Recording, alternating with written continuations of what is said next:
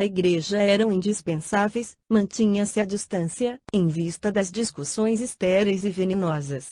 Os irmãos achavam-se extremamente confusos. Uns eram partidários da circuncisão obrigatória, outros se batiam pela independência irrestrita do Evangelho. Eminentemente preocupado, o pregador tarcense observou as polêmicas furiosas a respeito de alimentos puros e impuros. Tentando estabelecer harmonia geral em torno dos ensinamentos do Divino Mestre, Paulo tomava inutilmente a palavra, explicando que o Evangelho era livre e que a circuncisão era, tão somente, uma característica convencional da intolerância judaica. Não obstante sua autoridade inconteste, que se aureolava de prestígio perante a comunidade inteira, em vista dos grandes valores espirituais conquistados na missão, os desentendimentos persistiam. Alguns elementos chegados de Jerusalém complicaram ainda mais a situação. Os menos rigorosos falavam da autoridade absoluta dos apóstolos galileus. Comentava-se, a surrefa, que a palavra de Paulo e Barnabé, por muito inspirada que fosse nas lições do Evangelho, não era bastantemente autorizada para falar em nome de Jesus. A igreja de Antioquia oscilava numa posição de imensa perplexidade. Perdera o sentido de unidade que a caracterizava, dos primórdios. Cada qual doutrinava do ponto de vista pessoal. Os gentios eram tratados com zombarias, organizavam-se movimentos a favor da circuncisão.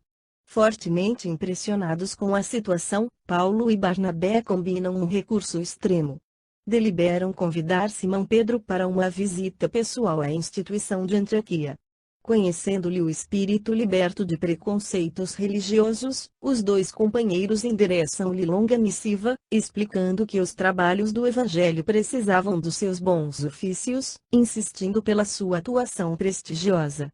O portador entregou a carta, cuidadosamente, e, com grande surpresa para os cristãos antioquianos, o ex-pescador de Cafarnaum chegou à cidade, evidenciando grande alegria, em razão do período de repouso físico que se lhe deparava naquela excursão. Paulo e Barnabé não cabiam em si de contentes. Acompanhando Simão, viera João Marcos que não abandonara, de todo, as atividades evangélicas. O grupo viveu lindas horas de confidências íntimas, a propósito das viagens missionárias, relatadas inteligentemente pelo ex-rabino, e relativamente aos fatos que se desenrolavam em Jerusalém, desde a morte do filho de Zebedeu, contados por Simão Pedro, com singular colorido. Depois de bem informado da situação religiosa em Antioquia, o ex-pescador acrescentava, em Jerusalém, nossas lutas são as mesmas. De um lado a igreja cheia de necessitados, todos os dias, de outro as perseguições sem tréguas. No centro de todas as atividades, permanece Tiago com as mais ríspidas exigências. Às vezes, sou tentado a lutar para restabelecer a liberdade dos princípios do Mestre, mas, como proceder?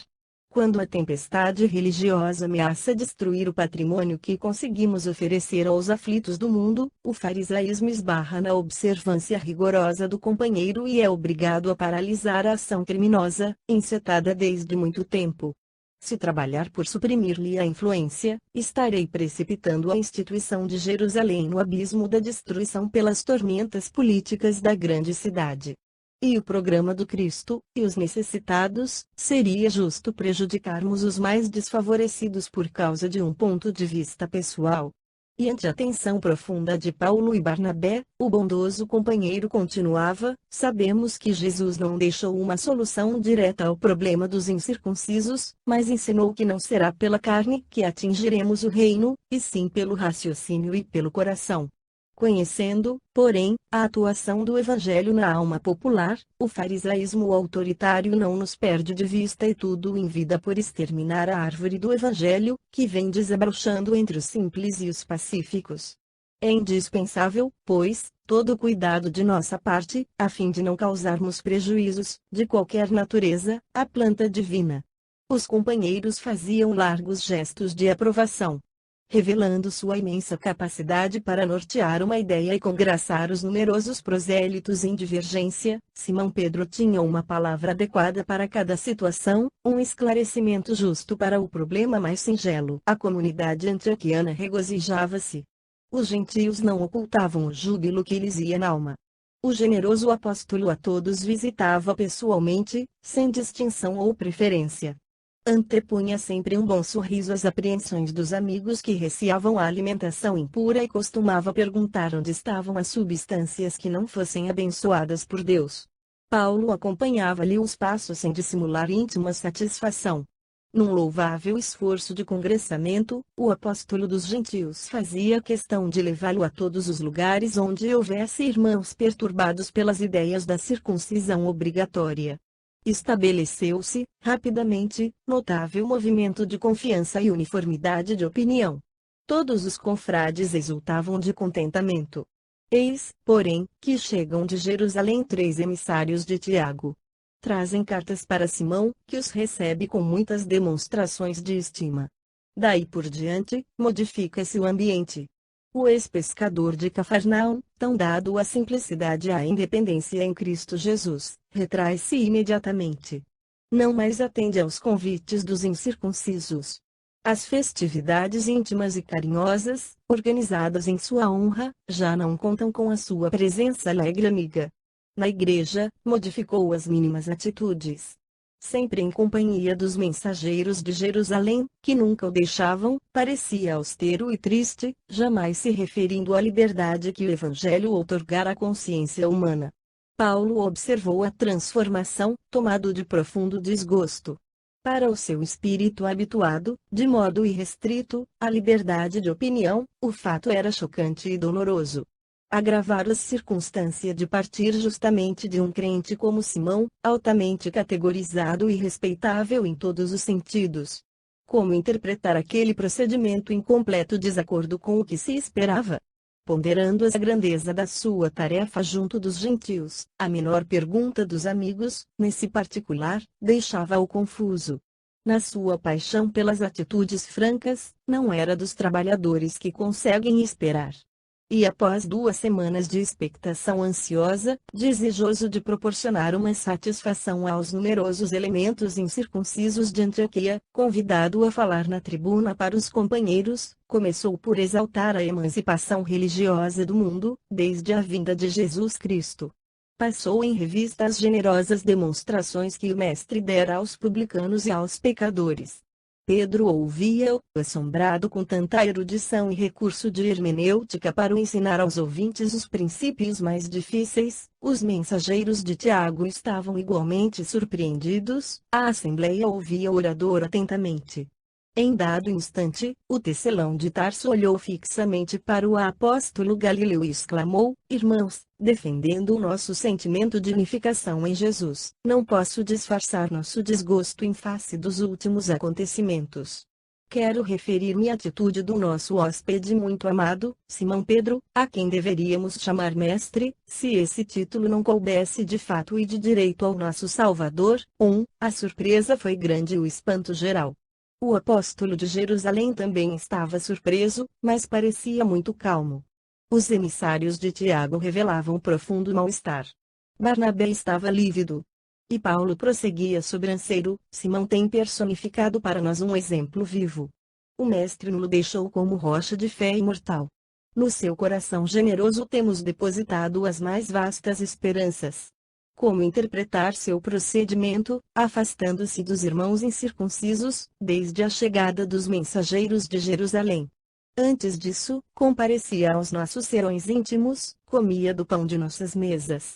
Se assim procuro esclarecer a questão, abertamente, não é pelo desejo de escandalizar a quem quer que seja, mas porque só acredito num evangelho livre de todos os preconceitos errôneos do mundo, considerando que a palavra do Cristo não está algemada aos interesses inferiores do sacerdócio, de qualquer natureza. As observações de Paulo na Epístola aos Gálatas, capítulo 2, versículos 11 e 14, referem-se a um fato anterior à reunião dos discípulos, nota de Emanuel. O ambiente carregara-se de nervosismo. Os gentios de Antioquia fitavam o orador, enternecidos e gratos. Os simpatizantes do farisaísmo, ao contrário, não escondiam seu rancor, em face daquela coragem quase audaciosa. Nesse instante, de olhos inflamados por sentimentos indefiníveis, Barnabé tomou a palavra, enquanto o orador fazia uma pausa, e considerou: Paulo, sou dos que lamentam tua atitude neste passo. Com que direito poderás atacar a vida pura do continuador de Cristo Jesus? Isso, inquiriu ele em tom altamente comovedor, com a voz embargada de lágrimas. Paulo e Pedro eram os seus melhores e mais caros amigos. Longe de se impressionar com a pergunta, o orador respondeu com a mesma franqueza: temos, sim, um direito, o de viver com a verdade, o de abominar a hipocrisia, e, o que é mais sagrado, de salvar o nome de Simão das arremetidas farisaicas, cujas sinuosidades conheço, por constituírem o barato escuro de onde pude sair para as claridades do Evangelho da Redenção. A palestra do ex-rabino continuou rude e franca. De quando em quando, Barnabé surgia com uma parte, tornando a contenda mais remida. Entretanto, em todo o curso da discussão, a figura de Pedro era mais impressionante pela augusta serenidade do semblante tranquilo. Naqueles rápidos instantes, o apóstolo Galileu considerou a sublimidade da sua tarefa no campo de batalha espiritual, pelas vitórias do Evangelho. De um lado estava Tiago, cumprindo elevada missão junto do judaísmo, de suas atitudes conservadoras surgiam incidentes felizes para a manutenção da Igreja de Jerusalém, erguida como um ponto inicial para a cristianização do mundo. De outro lado estava a figura poderosa de Paulo, o amigo desassombrado dos gentios. Na execução de uma tarefa sublime, de seus atos heróicos, derivava toda uma torrente de iluminação para os povos idólatras. Qual o maior a seus olhos de companheiro que convivera com o mestre dele e recebera as mais altas lições? Naquela hora, o ex-pescador rogou a Jesus lhe concedesse a inspiração necessária para a fiel observância dos seus deveres. Sentiu o espinho da missão cravado em pleno peito, impossibilitado de se justificar com a só intencionalidade de seus atos, a menos que provocasse maior escândalo para a instituição cristã, que mal alvorecia no mundo. De olhos úmidos, enquanto Paulo e Barnabé se debatiam, teve a impressão de ver novamente o Senhor, no dia do Calvário. Ninguém o compreendera. Nem mesmo os discípulos amados. Em seguida, pareceu vê-lo expirante na cruz do martírio. Uma força oculta conduzia-o a ponderar o madeiro com atenção. A cruz do Cristo parecia-lhe, agora, um símbolo de perfeito equilíbrio. Uma linha horizontal e uma linha vertical, justapostas, formavam figuras absolutamente retas. Sim, o instrumento do suplício enviava-lhe uma silenciosa mensagem. Era preciso ser justo, sem parcialidade ou falsa inclinação, o Mestre amar a todos, indistintamente. Repartir os bens eternos com todas as criaturas. Ao seu olhar compassivo e magnânimo, gentios e judeus eram irmãos. Experimentava, agora, singular acuidade para examinar conscienciosamente as circunstâncias. Devia amar a Tiago pelo seu cuidado generoso com os israelitas, bem como a Paulo de Tarso pela sua dedicação extraordinária a todos quantos não conheciam a ideia do Deus justo. O ex-pescador de Cafarnaum notou que a maioria da assembleia lhe dirigia curiosos olhares. Os companheiros de Jerusalém deixavam perceber cólera íntima, na extrema palidez do rosto. Todos pareciam convocá-lo à discussão. Barnabé tinha os olhos vermelhos de chorar e Paulo parecia cada vez mais franco, verberando a hipocrisia com a sua lógica fulminante. O apóstolo preferiria o silêncio, de modo a não perturbar a fé ardente de quantos se arrebanhavam na igreja sob as luzes do Evangelho, mediu a extensão da sua responsabilidade naquele minuto inesquecível. Encolerizar-se seria negar os valores do Cristo e perder suas obras, inclinar-se para Tiago seria parcialidade, dar absoluta razão aos argumentos de Paulo, não seria justo. Procurou regimentar na mente os ensinamentos do Mestre e lembrou a inolvidável sentença: o que desejasse ser o maior, fosse o servo de todos. Esse preceito proporcionou-lhe imenso consolo e grande força espiritual. A polêmica ia cada vez mais ardida. Extremavam-se os partidos. A assembleia estava repleta de cochichos abafados. Era natural prever uma franca explosão. Simão Pedro levantou-se. A fisionomia estava serena, mas os olhos estavam orvalhados de lágrimas que não chegavam a correr. Valendo-se de uma pausa mais longa, ergueu a voz que logo apaziguou o tumulto. Irmãos, disse nobremente, muito tenho errado neste mundo. Não é segredo para ninguém que cheguei a negar o Mestre no instante mais doloroso do Evangelho. Tenho medido a misericórdia do Senhor pela profundidade do abismo de minhas fraquezas. Se errei entre os irmãos muito amados de Antioquia, peço perdão de minhas faltas. Submeto-me ao vosso julgamento e rogo a todos que se submetam ao julgamento do Altíssimo. A estupefação foi geral. Compreendendo o efeito, o ex-pescador concluiu a justificativa, dizendo, reconhecida a extensão das minhas necessidades espirituais e recomendando-me as vossas preces, passemos, irmãos, aos comentários do Evangelho de hoje. A assistência estava assombrada com o desfecho imprevisto. Esperava-se que Simão Pedro fizesse um longo discurso em represália. Ninguém conseguia recobrar-se da surpresa. O Evangelho deveria ser comentado pelo apóstolo Galileu, mediante combinação prévia, mas o ex-pescador, antes de sentar-se de novo, exclamou muito sereno, peço ao nosso irmão Paulo de Tarso obséquio de consultar e comentar as anotações de Levi. Não obstante o constrangimento natural, o ex-rabino considerou o elevado alcance daquele pedido, renovou num ápice todos os sentimentos extremistas do coração ardente, num formoso improviso, falou da leitura dos pergaminhos da Boa Nova. A atitude ponderada de Simão Pedro salvará a igreja nascente. Considerando os esforços de Paulo e de Tiago, no seu justo valor, evitara o escândalo e o tumulto no recinto do santuário. À custa de sua abnegação fraternal, o incidente passou quase inapercebido na história da cristandade primitiva, e nem mesmo a referência leve de Paulo na Epístola aos Gálatas, a despeito da forma rígida, expressional do tempo, pode dar ideia do perigo iminente de escândalo que pairou sobre a instituição cristã, naquele dia memorável. A reunião terminou sem novos atritos. Simão aproximou-se de Paulo e felicitou-o pela beleza e eloquência do discurso. Fez questão de voltar ao incidente para versá-lo com referências amistosas.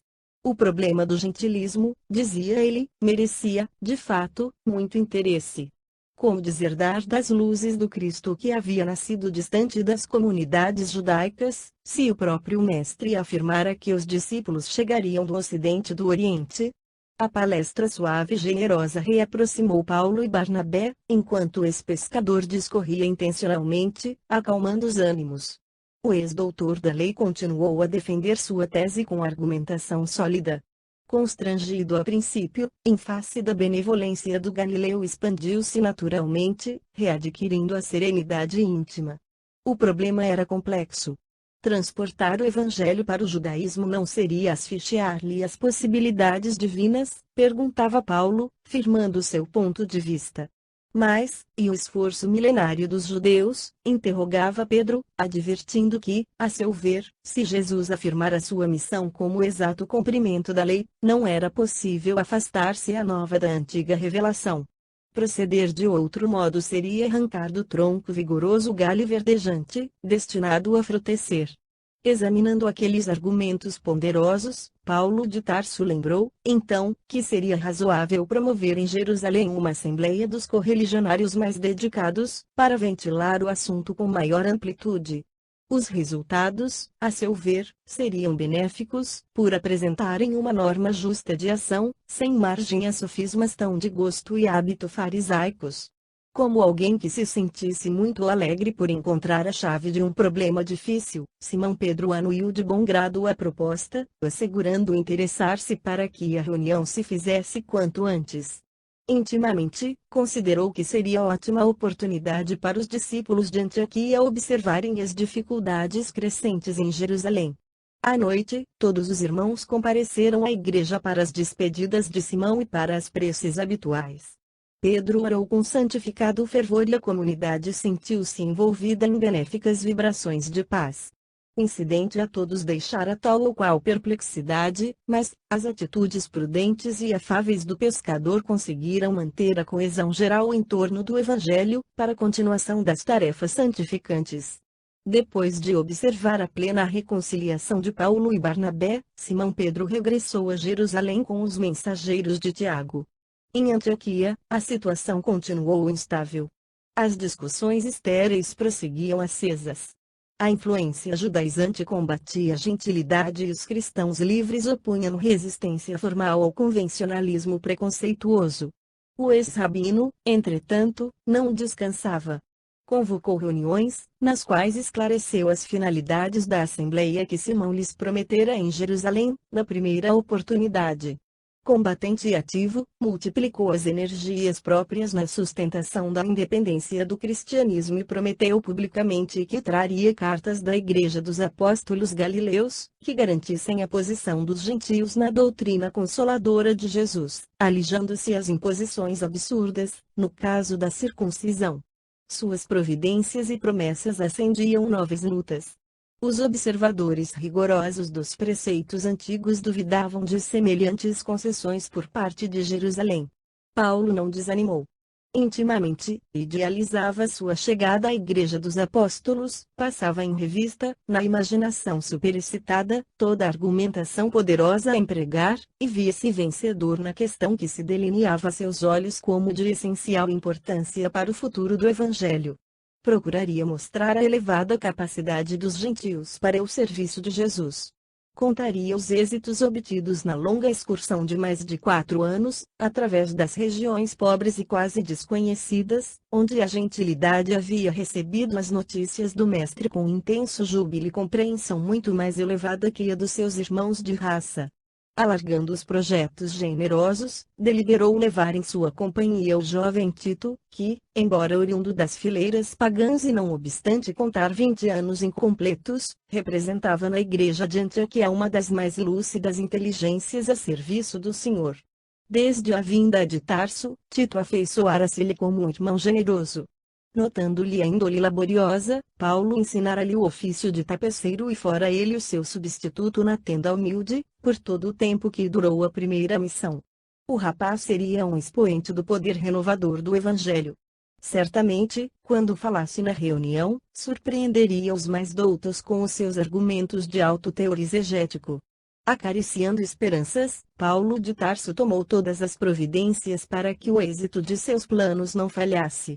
Ao fim de 4 meses, um emissário de Jerusalém trazia a esperada notificação de Pedro, referente à Assembleia. Coadjuvado pela operosidade de Barnabé, o ex-rabino acelerou as providências indispensáveis.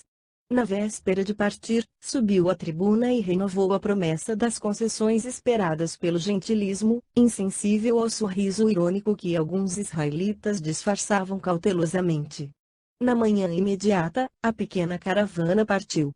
Compunham-na Paulo e Barnabé, Tito e mais 2 irmãos, que os acompanhavam em caráter de auxiliares. Fizeram uma viagem vagarosa, escalando em todas as aldeias, para as pregações da Boa Nova, disseminando curas e consolações. Depois de muitos dias, chegaram a Jerusalém, onde foram recebidos por Simão, com inexcedível contentamento. Em companhia de João, o generoso apóstolo ofereceu-lhes fraternal acolhida. Ficaram todos no departamento em que se localizavam numerosos necessitados e doentes. Paulo e Barnabé examinaram as modificações introduzidas na casa. Outros pavilhões, embora humildes, estendiam-se além, cobrindo não pequena área. Os serviços aumentaram, explicava Simão, bondosamente, os enfermos, que nos batem às portas, multiplicam-se todos os dias. Foi preciso construir novas dependências. A fileira de catres parecia não ter fim. Aleijados e velhinhos distraíam-se ao sol, entre as árvores amigas do quintal. Paulo estava admirado com a amplitude das obras. Daí a pouco, Tiago e outros companheiros vinham saudar os irmãos da instituição antioquense. O ex-rabino fixou o apóstolo que chefiava as pretensões do judaísmo. O filho de Alfeu aparecia-lhe, agora, radicalmente transformado. Suas feições eram de um mestre de Israel, com todas as características indefiníveis dos hábitos farisaicos. Não sorria. Os olhos deixavam perceber uma presunção de superioridade que raiava pela indiferença. Seus gestos eram medidos como os de um sacerdote do templo, nos atos cerimoniais. O tecelão de Tarso tirou suas ilações íntimas e esperou a noite em que se iniciariam as discussões preparatórias. À claridade de algumas tochas, sentavam-se em torno de extensa mesa diversos personagens que Paulo não conhecia. Eram novos cooperadores da Igreja de Jerusalém, explicava Pedro, com bondade. O ex-rabino e Barnabé não tiveram boa impressão, à primeira vista. Os desconhecidos assemelhavam-se a figuras do Sinédrio, na sua posição hierárquica e convencional. Chegados ao recinto, o convertido de Damasco experimentou sua primeira decepção. Observando que os representantes de Antioquia se faziam acompanhar por um jovem, Tiago adiantou-se e perguntou: Irmãos, é justo saibamos quem é o rapaz que trazeis a este cenáculo discreto. Nossa preocupação é fundamentada nos preceitos da tradição que manda examinar a procedência da juventude, a fim de que os serviços de Deus não sejam perturbados. Este é o nosso valoroso colaborador de Antioquia, explicou Paulo, entre orgulhoso e satisfeito. Chama-se Tito e representa uma de nossas grandes esperanças na seara de Jesus Cristo. O apóstolo fixou-se em surpresa e tornou a perguntar: é filho do povo eleito, é descendente de gentios? Afirmou o ex-rabino, quase com altivez. Circuncidado? Interrogou o filho de Alfeu ciosamente. Não. Este não, de Paulo, foi dito com tal ou qual enfado. As exigências de Tiago enervavam-no. Ouvindo a negativa, o apóstolo Galileu esclareceu em tom firme: penso, então, que não será justo admiti-lo na Assembleia, visto não ter ainda cumprido todos os preceitos. Apelamos para Simão Pedro, disse Paulo, convicto. Tito é representante de nossa comunidade. O ex-pescador de Cafarnaum estava lívido. Colocado entre os dois grandes representantes, do judaísmo e da gentilidade, tinha que decidir crestamento ou impasse inesperado. Como sua intervenção direta demorasse alguns minutos, o tecelantarcense continuou: aliás, a reunião deverá resolver estas questões palpitantes, a fim de que se estabeleçam os direitos legítimos dos gentios. Simão, porém, conhecendo ambos os contendores, deu-se pressa em opinar, exclamando em tom conciliador: sim, o assunto será objeto de nosso atencioso exame na Assembleia. E dirigindo intencionalmente o olhar ao ex-rabino, prosseguia explicando: apelas para mim e aceito o recurso, no entanto, devemos estudar a objeção de Tiago mais detidamente. Trata-se de um chefe dedicado desta casa e não seria justo desprezar-lhe os préstimos. De fato, o Conselho discutirá esses casos, mas isso significa que o assunto ainda não está resolvido. Proponho, então, que o irmão Tito seja circuncidado amanhã, para que participe dos debates com a inspiração superior que lhe conheço. E tão só com essa providência os horizontes ficarão necessariamente aclarados, para a tranquilidade de todos os discípulos do Evangelho. A sutileza do argumento removeu os empecilhos. Se não agradou a Paulo, satisfez a maioria. Regressando o jovem de Antioquia para o interior da casa, a assembleia começou pelas discussões preliminares. O ex-rabino estava taciturno e abatido. A atitude de Tiago, os novos elementos estranhos ao evangelho, que teriam de votar na reunião, o gesto conciliador de Simão Pedro, desgostavam-no profundamente. Aquela imposição no caso de Tito figurava-se-lhe um crime. Tinha ímpetos de regressar a Antioquia, acusar de hipócritas e sepulcros caiados os irmãos judaizantes. Mas, as cartas de emancipação que havia prometido aos companheiros da gentilidade. Não seria mais conveniente recalcar seus melindres feridos por amor aos irmãos de ideal? Não seria mais justo aguardar deliberações definitivas e humilhar-se?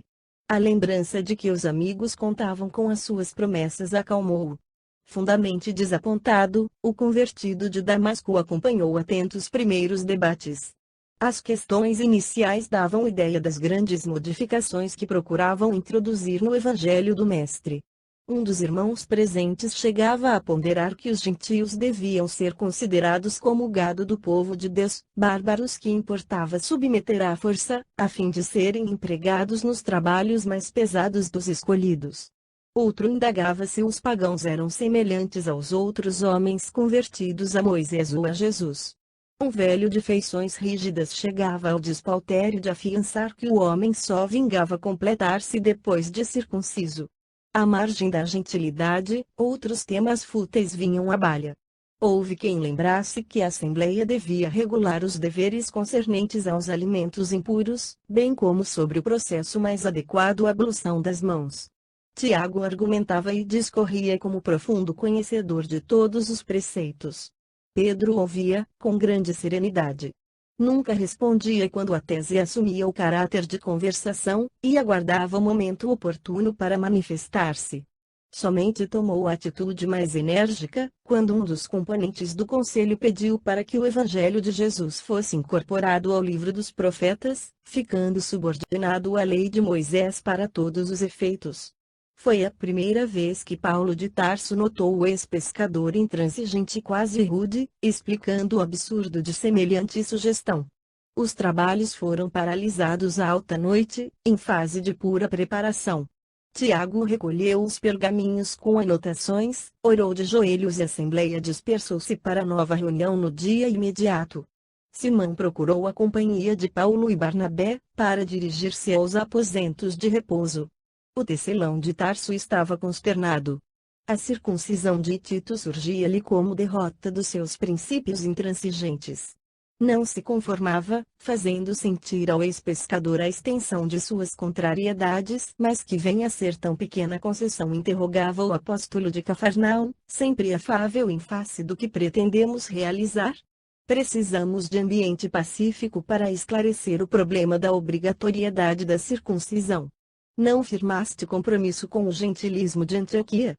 Paulo recordou a promessa que fizera aos irmãos e concordou: sim, é verdade. Reconheçamos, pois, a necessidade de muita calma para chegar a soluções precisas. As dificuldades, neste sentido, não prevalecem tão só para a igreja antioquiana. As comunidades de Cesareia, de Jope, bem como de outras regiões, encontram-se atormentadas por esses casos transcendentes. Bem sabemos que todas as cerimônias externas são de evidente inutilidade para a alma, mas, tendo em vista os princípios respeitáveis do judaísmo, não podemos declarar guerra de morte às suas tradições, de um momento para outro. Será justo lutar com muita prudência sem ofender rudemente a ninguém. O ex-rabino escutou as admoestações do apóstolo e, recordando as lutas a que ele próprio assistira no ambiente farisaico, pôs-se a meditar silenciosamente. Mas alguns passos e atingiram a sala transformada em dormitório de Pedro e João. Entraram. Enquanto Barnabé e o filho de Zebedeu se entregavam à animada palestra, Paulo sentou-se ao lado do ex-pescador, mergulhando-se em profundos pensamentos. Depois de alguns instantes, o ex-doutor da lei, saindo da sua abstração, chamou Pedro, murmurando: custa-me concordar com a circuncisão de Tito, mas não vejo outro recurso. Atraídos por aquela confissão, Barnabé e João puseram-se também a ouvi-lo atentamente, mas, curvando-me à providência, continuou com inexcedível franqueza: não posso deixar de reconhecer no fato uma das mais altas demonstrações de fingimento. Concordarei naquilo que não aceito de modo algum. Quase me arrependo de ter assumido compromissos com os nossos amigos de Antioquia. Não supunha que a política abominável das sinagogas houvesse invadido totalmente a igreja de Jerusalém. O filho de Zebedeu fixou no convertido de Damasco os olhos muito lúcidos, ao passo que Simão respondia serenamente: a situação é, de fato, muito delicada.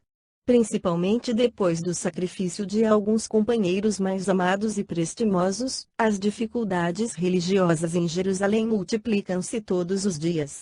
E vagueando o olhar pelo aposento, como se quisesse traduzir fielmente o seu pensamento, continuou: quando se agravou a situação, cogitei da possibilidade de me transferir para outra comunidade. Em seguida, pensei em aceitar a luta e reagir, mas, uma noite, tão bela como esta, orava eu neste quarto, quando percebi a presença de alguém que se aproximava devagarinho.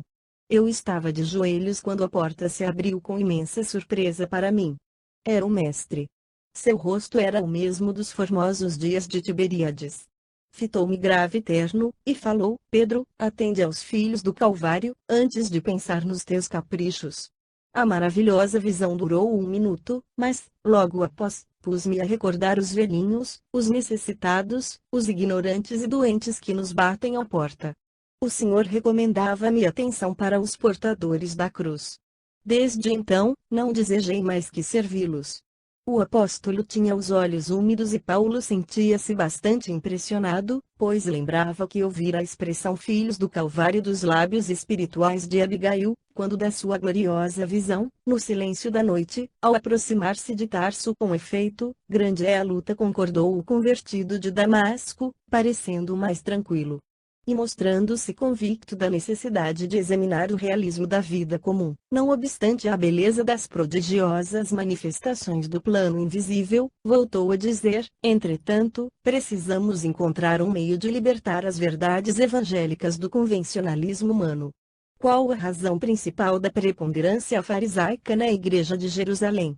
Simão Pedro esclareceu sem rebuços: as maiores dificuldades giram em torno da questão monetária. Esta casa alimenta mais de 100 pessoas, diariamente, além dos serviços de assistência aos enfermos, aos órfãos e aos desamparados. Para a manutenção dos trabalhos são indispensáveis muita coragem e muita fé, porque as dívidas contraídas com os socorredores da cidade são inevitáveis. Mas os doentes, interrogou Paulo, atencioso, não trabalham depois de melhorados? Sim, explicou o apóstolo, organizei serviços de plantação para os restabelecidos e impossibilitados de se ausentarem logo de Jerusalém. Com isso, a casa não tem necessidade de comprar hortaliças e frutas. Quanto aos melhorados, vão tomando o encargo de enfermeiros dos mais desfavorecidos da saúde. Essa providência permitiu a dispensa de 2 homens remunerados, que nos auxiliavam na assistência aos loucos incuráveis ou de cura mais difícil. Como vês, estes detalhes não foram esquecidos e mesmo assim a Igreja está onerada de despesa e dívidas que só a cooperação do judaísmo pode atenuar ou desfazer. Paulo compreendeu que Pedro tinha razão. No entanto, ansioso de proporcionar independência aos esforços dos irmãos de Ideal, considerou, advirto, então, que precisamos instalar aqui elementos de serviço que habilitem a casa a viver de recursos próprios. Os órfãos, os velhos e os homens aproveitáveis poderão encontrar atividades além dos trabalhos agrícolas e produzir alguma coisa para a renda indispensável. Cada qual trabalharia de conformidade com as próprias forças, sob a direção dos irmãos mais experimentados. A produção do serviço garantiria a manutenção geral. Como sabemos, onde há trabalho há riqueza, e onde há cooperação há paz. É o único recurso para emancipar a Igreja de Jerusalém das imposições do farisaísmo, cujas artimanhas conheço desde o princípio de minha vida. Pedro e João estavam maravilhados. A ideia de Paulo era excelente. Vinha ao encontro de suas preocupações ansiosas, pelas dificuldades que pareciam não ter fim. O projeto é extraordinário, disse Pedro, e viria resolver grandes problemas de nossa vida. O filho de Zebedeu, que tinha os olhos radiantes de júbilo, atacou, por sua vez, o assunto, objetando: mas, o dinheiro? Onde encontrar os fundos indispensáveis ao grandioso empreendimento? O ex-rabino entrou em profunda meditação e esclareceu: o mestre auxiliará nossos bons propósitos. Barnabé e eu empreendemos longa excursão a serviço do Evangelho e vivemos, em todo o seu transcurso, a expensas do nosso trabalho. Eu tecelão, ele oleiro, em atividade provisória nos lugares onde passamos. Realizada a primeira experiência, poderíamos voltar agora às mesmas regiões e visitar outras, pedindo recursos para a Igreja de Jerusalém. Provaríamos nosso desinteresse pessoal, vivendo à custa de nosso esforço, e recolheríamos as dádivas por toda parte, conscientes de que, se temos trabalhado pelo Cristo, será justo também pedirmos por amor ao Cristo. A coleta viria estabelecer a liberdade do Evangelho em Jerusalém, porque representaria o material indispensável a edificações definitivas no plano do trabalho remunerador. Estava esboçado, assim, o programa a que o generoso apóstolo da gentilidade haveria de submeter-se pelo resto de seus dias. No seu desempenho teria de sofrer as mais cruéis acusações, mas, no santuário do seu coração devotado e sincero, Paulo, de par com os grandiosos serviços apostólicos, levaria a coleta em favor de Jerusalém, até ao fim da sua existência terrestre. Ouvindo-lhe os planos, Simão levantou-se e abraçou-o, dizendo comovido: sim, meu amigo, não foi em vão que Jesus te buscou pessoalmente às portas de Damasco. Fato pouco vulgar na sua vida, Paulo tinha os olhos rasos de pranto. fitou o ex-pescador de modo significativo, considerando intimamente suas dívidas de gratidão ao Salvador, e murmurou: não farei mais que o meu dever. Nunca poderei olvidar que Estevão saiu dos catres desta casa, os quais já serviram igualmente a mim próprio. Todos estavam extremamente sensibilizados. Barnabé comentou a ideia com entusiasmo e enriqueceu o plano de numerosos pormenores. Nessa noite, os dedicados discípulos do Cristo sonharam com a independência do Evangelho em Jerusalém, com a emancipação da Igreja, isenta das absurdas imposições da sinagoga. No dia imediato procedeu-se solenemente à circuncisão de Tito, sob a direção cuidadosa de Tiago e com a profunda repugnância de Paulo de Tarso. As assembleias noturnas continuaram por mais de uma semana. Nas primeiras noites, preparando o terreno para advogar abertamente a causa da gentilidade, o ex-pescador de Cafarnaum solicitou aos representantes de Antioquia expusessem a impressão das visitas aos pagãos de Chipre, Panfilha, Pisídia e Licaônia. Paulo, fundamente contrariado com as exigências aplicadas a Tito, pediu a Barnabé falasse em seu nome. O ex-levita de Chipre fez extenso relato de todos os acontecimentos, provocando imensa surpresa quantos lhe ouviam as referências ao extraordinário poder do Evangelho, entre aqueles que ainda não haviam esposado uma crença pura. Em seguida, atendendo ainda a observações de Paulo, Tito falou, profundamente comovido com a interpretação dos ensinamentos do Cristo e mostrando possuir formosos dons de profecia, fazendo-se admirar pelo próprio Tiago, que o abraçou mais de uma vez. Ao termo dos trabalhos, discutia-se ainda a obrigatoriedade da circuncisão para os gentios. O ex-rabino seguia os debates, silencioso, admirando o poder de resistência e tolerância de Simão Pedro. Quando o ex-pescador reconheceu que as divergências prosseguiriam indefinidamente, levantou-se e pediu a palavra, fazendo a generosa e sábia exortação de que os Atos dos Apóstolos, capítulo 15, versículo 7 e 11, fornecem notícia. Irmãos, começou Pedro, enérgico e sereno, bem sabeis que, de há muito, Deus nos elegeu para que os gentios ouvissem as verdades do Evangelho e crescem no seu reino. O Pai, que conhece os corações, deu aos circuncisos e aos incircuncisos a palavra do Espírito Santo. No dia glorioso do Pentecostes as vozes falaram na praça pública de Jerusalém, para os filhos de Israel e dos pagãos. O Todo-Poderoso determinou que as verdades fossem anunciadas indistintamente. Jesus afirmou que os cooperadores do reino chegariam do Oriente e do Ocidente. Não compreendo tantas controvérsias, quando a situação é tão clara aos nossos olhos.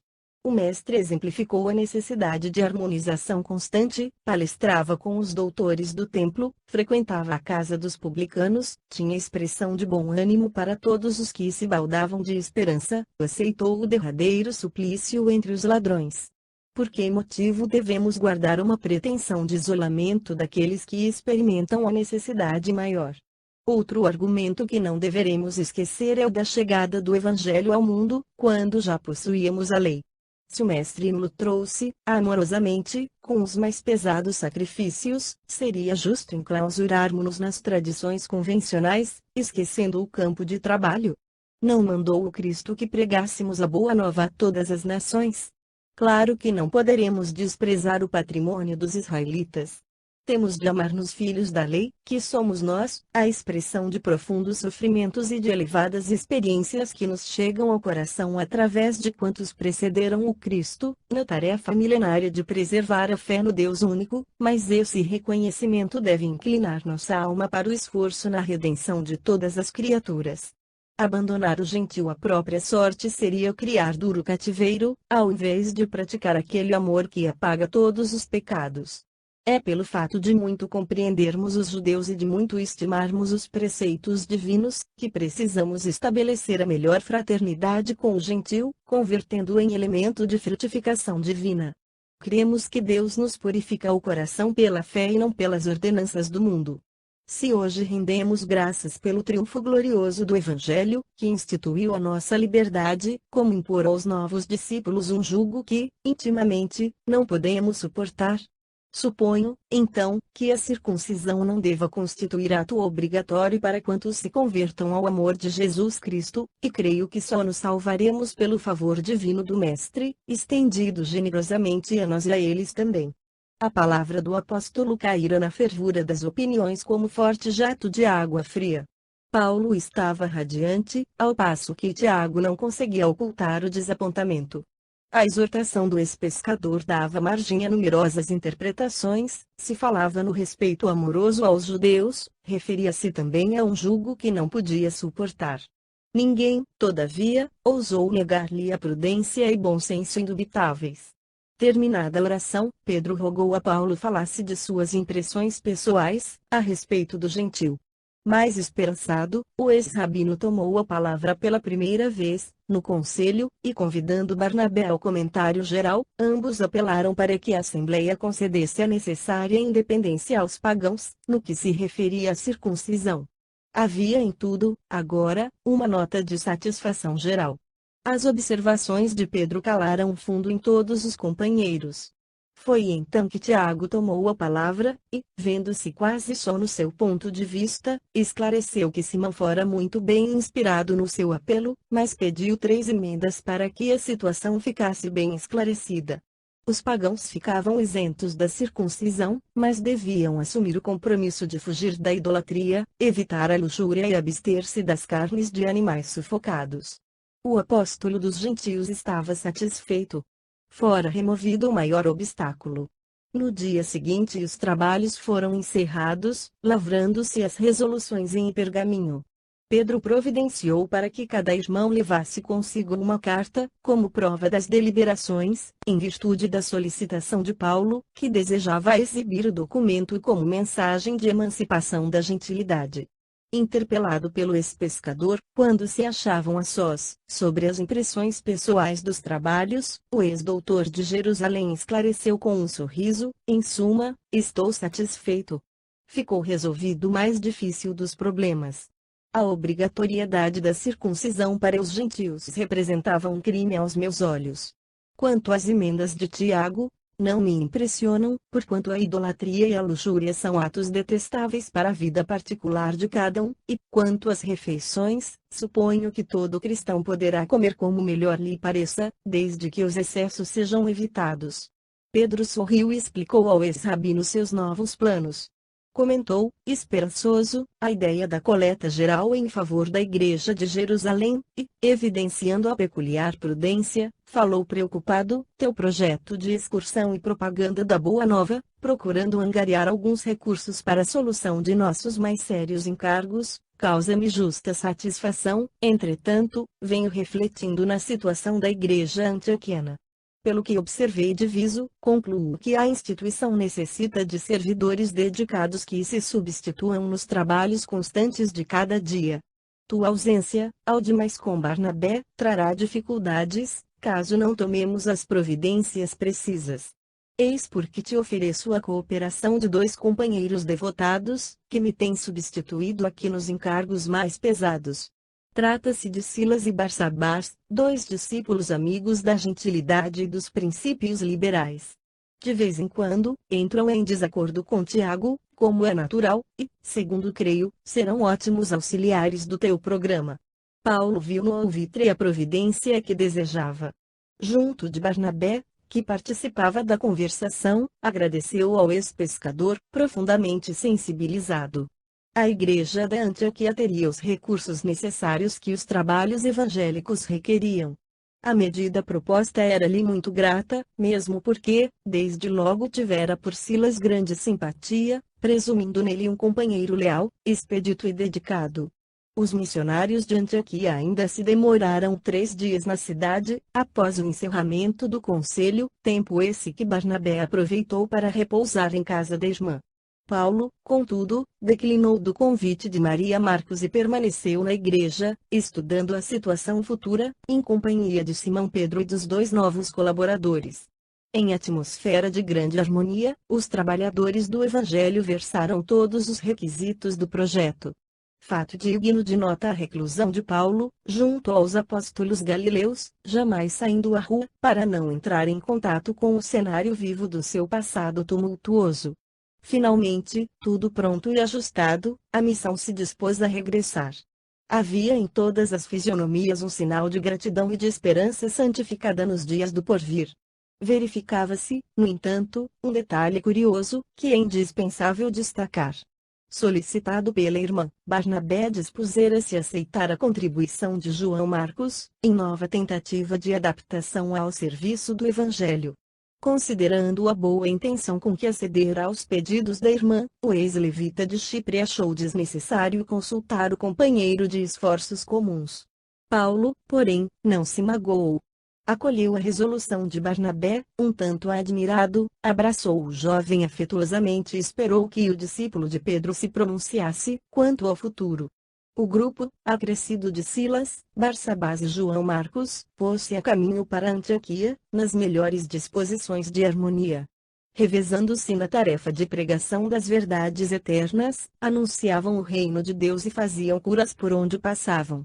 Chegados ao destino, com grandes manifestações de júbilo da gentilidade, organizaram o plano colimado para dar-lhe imediata eficiência. Paulo expôs o propósito de voltar às comunidades cristãs já fundadas, estendendo a excursão evangélica por outras regiões onde o cristianismo não fosse conhecido. O plano mereceu aprovação geral.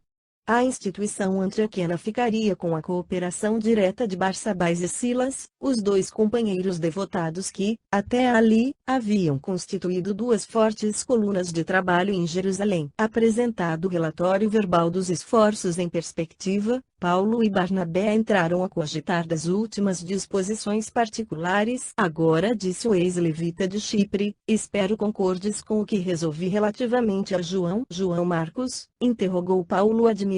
Sim, desejo levá-lo conosco, a fim de afeiçoá-lo à tarefa. O ex-rabino franziu o sobrecenho num gesto muito seu, quando contrariado, e exclamou, não concordo, teu sobrinho está ainda muito jovem para o cometimento. Entretanto, prometi a minha irmã acolhê-lo em nossos labores. Não pode ser. Estabeleceu-se entre os dois uma contenda de palavras, na qual Barnabé deixava perceber seu descontentamento. O ex-rabino procurava justificar-se, ao passo que o discípulo de Pedro alegava o compromisso assumido e impugnava, com tal ou qual amargura, a atitude do companheiro. O ex-doutor, contudo, não se deixou convencer. A readmissão de João Marcos, dizia, não era justa. Poderia falhar novamente, fugir aos compromissos assumidos, desprezar a oportunidade do sacrifício. Lembrava as perseguições de Antioquia de Pisídia, as enfermidades inevitáveis, as dores morais experimentadas em Icônio, o apedrejamento cruel na praça de Listra. Acaso o rapaz estaria preparado, em tão pouco tempo, para compreender o alcance de todos esses acontecimentos, em que a alma era compelida a regozijar-se com o testemunho? Barnabé estava magoado, de olhos úmidos. Afinal, disse em tom comovedor, nenhum desses argumentos me convence e esclarece, inconsciência. Primeiramente, não vejo por que desfazer nossos laços afetivos. O ex-rabino não o deixou terminar e concluiu, isso nunca.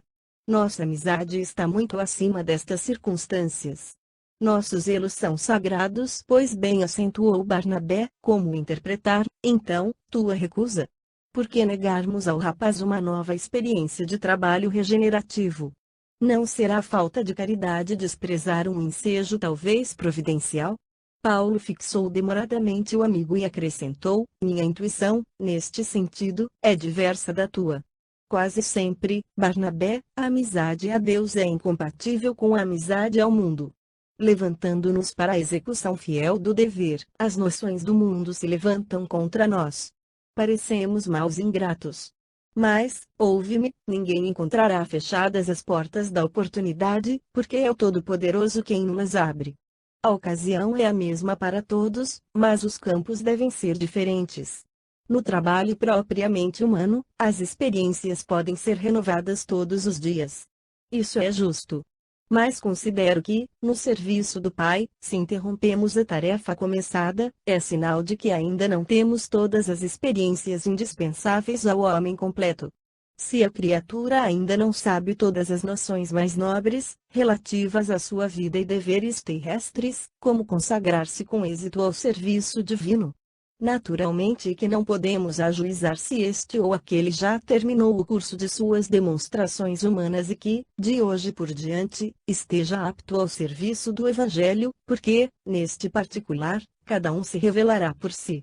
Creio, mesmo, que teu sobrinho atingirá essa posição, com mais algumas lutas. Nós, entretanto, somos forçados a considerar que não vamos tentar uma experiência, mas um testemunho. Compreendes a diferença? Barnabé compreendeu o imenso alcance daquelas razões concisas, irrefutáveis, e calou-se para dizer daí a momentos: tens razão. Desta vez não poderei, portanto, ir contigo. Paulo sentiu toda a tristeza que transbordava daquelas palavras e, depois de meditar longo tempo, acentuou: não nos entristeçamos. Estou refletindo na possibilidade de tua partida, com João Marcos, para Chipre. Ele encontraria, ali, um campo adequado aos trabalhos que lhe são necessários e, ao mesmo tempo, cuidaria da organização que fundamos na ilha. Dentro deste plano, continuaríamos em cooperação perfeita, mesmo no que se refere à coleta para a Igreja de Jerusalém. Desnecessário será dizer da utilidade de tua presença em Neia, Pafos e Salamina. Quanto a mim, tomaria Silas, internando-me pelo Tauro, e a Igreja de Antioquia ficará com a cooperação de Barsabás e Tito. Barnabé ficou contentíssimo. O projeto pareceu-lhe admirável. Paulo continuava, a seus olhos, como o companheiro das soluções oportunas.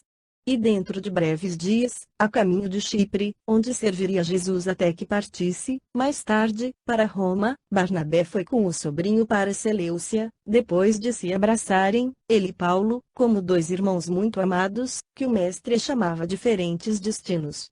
6 peregrinações e sacrifícios. Em companhia de Silas, que se harmonizara com as suas aspirações de trabalho, o ex-rabino partiu de Antioquia, internando-se pelas montanhas e atingindo sua cidade natal, depois de enormes dificuldades. Breve, o companheiro indicado por Simão Pedro habituava-se com o seu método de trabalho. Silas era um temperamento pacífico, que se enriquecia de notáveis qualidades espirituais, pelo seu devotamento integral ao Divino Mestre. Paulo, por sua vez, estava plenamente satisfeito com a sua colaboração. Palmilhando longos e impérvios caminhos, alimentavam-se parcamente, quase só de frutas silvestres eventualmente encontradas.